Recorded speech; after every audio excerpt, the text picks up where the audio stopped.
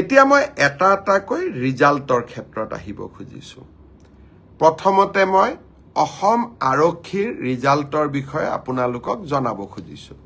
মই য'তেই মিটিঙত যাওঁ আমাৰ ডেকা ল'ৰাবিলাকে মোক এইটোৱে সোধে, মামা ৰিজাল্ট কেতিয়া দিব, ৰিজাল্ট কেতিয়া দিব। মই য'তেই মিটিঙত যাওঁ আমাৰ ডেকা ল'ৰাবিলাকে মোক এইটোৱে সোধে, মামা ৰিজাল্ট কেতিয়া দিব, ৰিজাল্ট কেতিয়া দিব। ৰিজাল্ট কেতিয়া দিব মই আজি কৈ দিম। যিসকলে পাব তেওঁলোকক মই অভিনন্দন জনাম। যাত্ৰাৰ সংগী বুলি আমি ধৰি ল'ব লাগিব। মই এতিয়া আপোনালোকক জনাই থৈ যাম, সাব ইন্সপেক্টৰ আমাৰ UB, AB, কমিউনিকেশ্যন এই তিনিটা ক্ষেত্ৰত অসম আৰক্ষীয়ে সাব ইন্সপেক্টৰ পোষ্টৰ পৰীক্ষা পাতিছিল। ইয়াত পদ আছিল 203টা।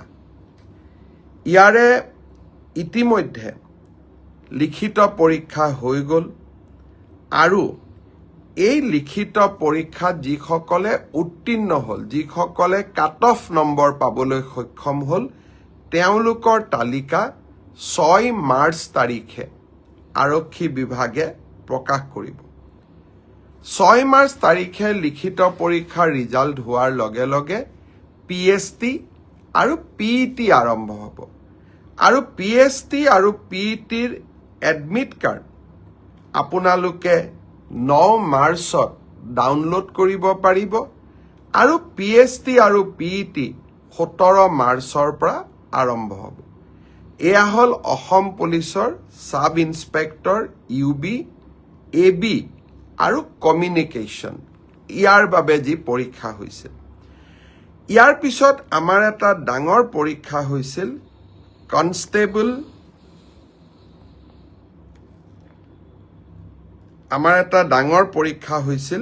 সেইটো হ'ল constable UB, constable AB, constable communication আৰু sub officer fire and emergency service. কনষ্টেবলৰ UBত পোষ্ট আছিল 1760টা, কনষ্টেবল ABত পোষ্ট আছিল 2301টা, কনষ্টেবল কমিউনিকেশ্যনত পোষ্ট আছিল 466টা আৰু সাব অফিচাৰ ফায়াৰ ছাৰ্ভিচত পোষ্ট আছিল মাত্ৰ 1টা।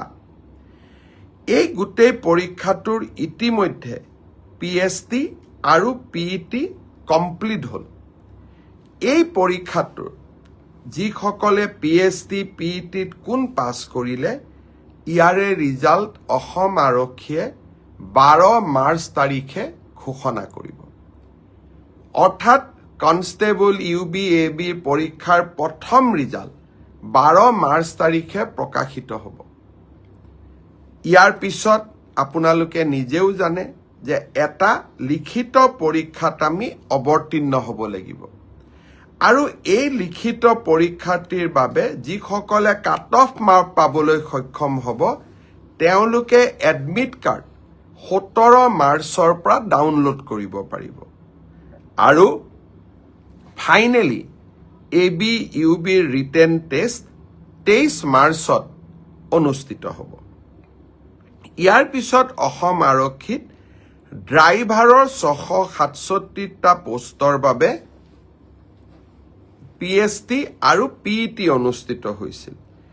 এই ড্ৰাইভাৰৰো PST, PETৰ পৰীক্ষাৰ ৰিজাল্ট অহা পৰহি দিনাখন অৰ্থাৎ 4 মাৰ্চ তাৰিখে অসম আৰক্ষীয়ে ঘোষণা কৰিব। ইয়াৰ পিছত স্বাভাৱিকভাৱে ড্ৰাইভিং টেষ্ট হ'ব আৰু ড্ৰাইভিং টেষ্টৰ পৰীক্ষাৰ বাবে এডমিট কাৰ্ডো 4 তাৰিখৰ পৰা লাভ কৰিব পাৰিব আৰু written test, driving test written পিছত হ'ব। প্ৰথমতে ড্ৰাইভিং হ'ব। ড্ৰাইভিং টেষ্ট 10 মাৰ্চত পৰা অনুষ্ঠিত হ'ব।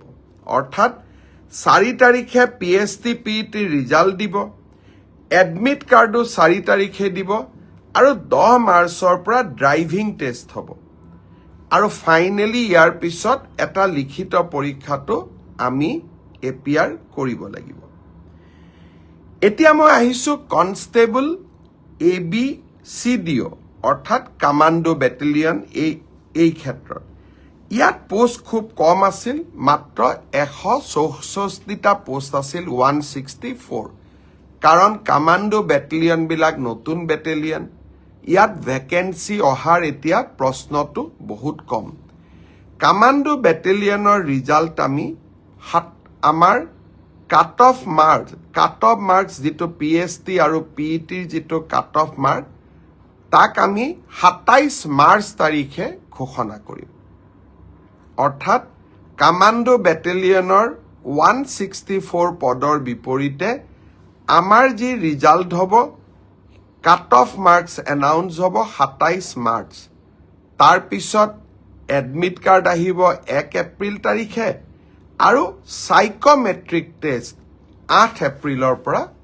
অনুষ্ঠিত হ'ব আমাৰ গ্ৰেড 4 অসম আৰক্ষীত 258টা পোষ্টৰ বাবে অনুষ্ঠিত হৈছিল গ্ৰেড 4 পৰীক্ষাৰ PST PET হৈ গ'ল আৰু কেইটামান হ'ব বাকি আছে 15 মাৰ্চলৈকে চলিব সেই ইয়াৰ PST PET ৰিজাল্ট আমি দিওতে কিছু পলম হ'ব 30 এপ্ৰিল পাবগৈ এয়া হ'ল অসম আৰক্ষীৰ সম্পৰ্কত আপোনালোকে জানিব বিচৰা তথ্য